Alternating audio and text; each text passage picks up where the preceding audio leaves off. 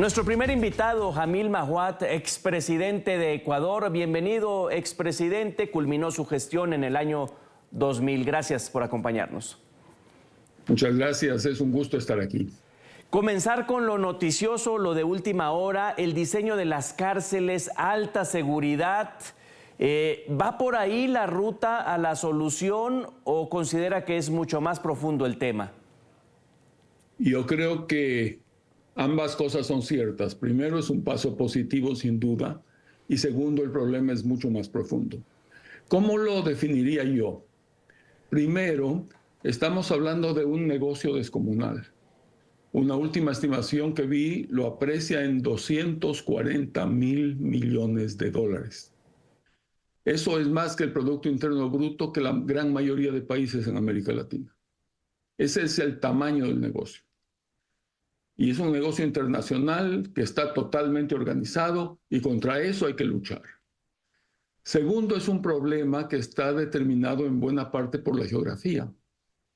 El 90% de la producción de cocaína se da en 3 países, la mayoría en Colombia y luego Perú y Bolivia. 90% de la producción mundial ahí. Y segundo, se produjo una especie de división internacional del trabajo. En Colombia se cultiva, se cosecha, se procesa, se guarda, luego se lo pasa por la frontera y se lo exporta desde el Ecuador. Entonces, ¿en qué consistían las acciones de los gobiernos? En tratar de interrumpir esa cadena. Por ejemplo, Colombia entró, y en buena parte por el Plan Colombia, en la erradicación de cultivos o transformación de cultivos a otro tipo de cultivos. Encontraron laboratorios que destruían, interceptaban en las rutas cuando se estaba transportando el producto hacia una bodega o las bodegas mismas. Y en el caso ecuatoriano, nosotros cuidábamos las fronteras para que no sean tan porosas como son. Es una frontera muy fácil de cruzar la que tenemos entre Colombia y Ecuador. Y monitoreábamos las carreteras dentro del país. Y por supuesto, las costas ecuatorianas, que tienen la característica de que son absolutamente fáciles de acceder. Es decir, casi que desde cualquier punto del Ecuador usted manda una lancha pequeña, rápida, con droga, y sale sin ningún problema. Entonces, ¿cómo controlábamos las fronteras? La gran estrategia de los gobiernos era control.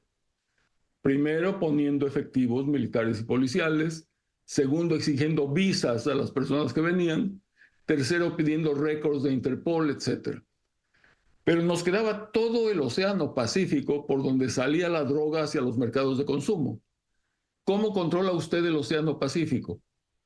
Entonces hicimos un convenio para que aviones norteamericanos aterrizaran en una base ecuatoriana para reabastecimiento y ellos pudieran volando supervisar avionetas, lanchas, embarcaciones de mediano tamaño, pudieran interceptar las comunicaciones, pudieran dar instrucciones para que otras embarcaciones que estaban en el sitio se acercaran y los interceptaran, etc.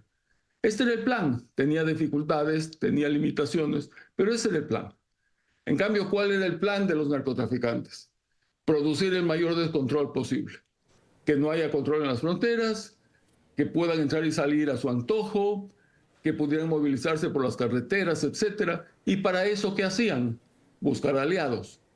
Y se fueron metiendo como una planta trepadora en todos los estamentos de la sociedad. Encontraron gente en la prensa que les apoyaba, lograron penetrar policía, fuerzas armadas, la política, a través especialmente de los cuerpos legislativos, algo en los ejecutivos, el control del Poder Judicial, que es donde deben ser sancionados cuando son detenidos. Entonces, en esta lucha de estos dos grupos se definía el futuro.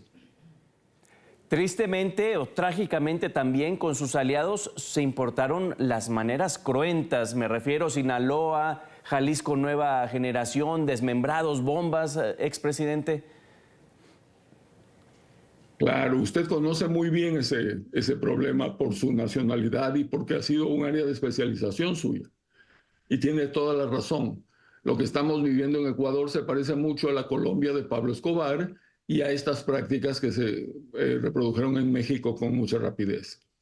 Entonces, ¿qué produce el quiebre? ¿Por qué se lo acusa al expresidente Correa de tener un rol importante en los problemas de ahora? Él dice, yo fui presidente hace muchos años, pero lo que él hizo fue lo siguiente. Primero, definió el problema de la droga como un problema de consumo. Dijo, el problema es para los que consumen. Este es un problema de los Estados Unidos, no es un problema del Ecuador. Que ellos, que son el mercado, se preocupen de cómo combatirlo. Esto consta en las actas de los organismos de seguridad nacional del Ecuador. Esto no es un invento ni una calumnia. Están entre comillas las intervenciones de él, donde decía esas cosas varias veces. Segundo, resolvió que la base de Manta no debería continuar, con el argumento de la soberanía. Pero ojo aquí, no era una base norteamericana en el Ecuador. La base era ecuatoriana, siempre fue ecuatoriana, jamás dejó de ser ecuatoriana. Era un permiso para que aterricen unos aviones especializados, carísimos, con una tecnología súper sofisticada que nosotros ni los teníamos ni los podremos tener, porque no tenemos capacidad económica para eso. Entonces, al sacarlos, ya el Océano Pacífico se convirtió en una libre vía. Tercero, debilitó el control en las fronteras. Cuarto, con el argumento de la ciudadanía universal, quitó el requisito de que presenten una visa los que vinieran al Ecuador. Podía venir cualquier persona de cualquier parte del mundo y entrar en el país. Y por supuesto vinieron todos.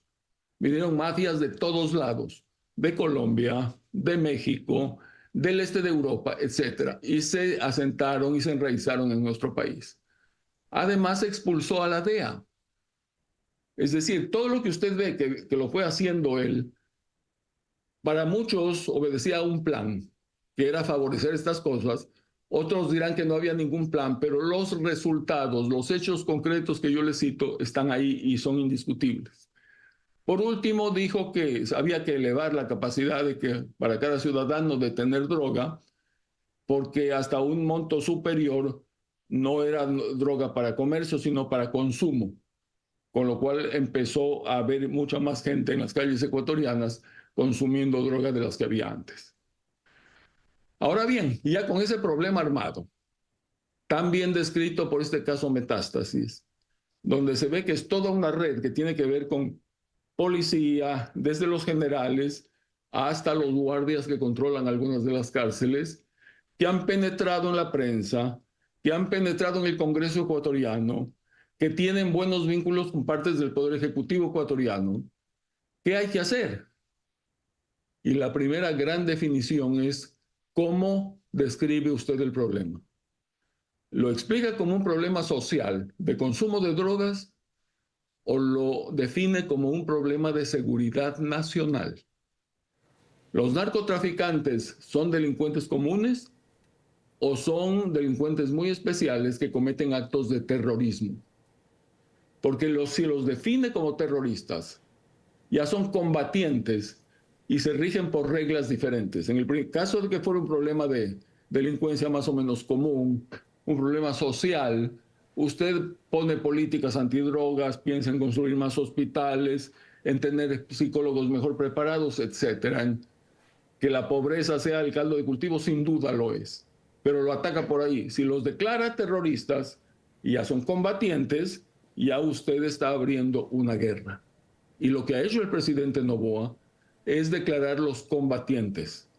Y por lo tanto, esta va a ser una lucha larga, va a requerir mucha presencia de ánimo, va a requerir mucho dinero, va a ser sangrienta, no creo yo que sea corta, pero a eso estamos abocados.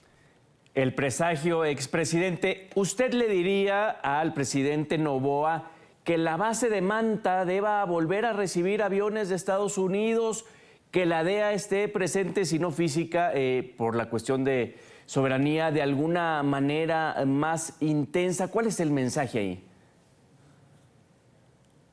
Mire, hay problemas que son de corte nacional, pero hay problemas de orden universal, que no, por definición, no pueden contenerse o controlarse en el espacio de las fronteras de un país. El calentamiento global no es un problema nacional. El tema del COVID no es un problema nacional. El tráfico de drogas, porque es un negocio internacional, debe ser tratado de esa manera. Eso requiere cooperación internacional firme, consistente, larga, al más alto nivel. Y por eso los estados viven firmando convenios, todos nosotros los hemos firmado, diciendo que participamos de esta lucha contra estos enemigos de la humanidad. Pero el rato en que esos convenios tienen que aplicarse, ahí es donde hace falta la mano del gobierno que sea coherente con lo que ha firmado el Estado antes y lo vaya ejecutando. Entonces, sin lugar a dudas, para cualquier problema de este tipo, hace falta contar con la mayor contribución posible. Y si se puede contar con la contribución de los Estados Unidos o de países con experiencia, como Colombia o como México, en tratar estos problemas, por supuesto hay que pedirla.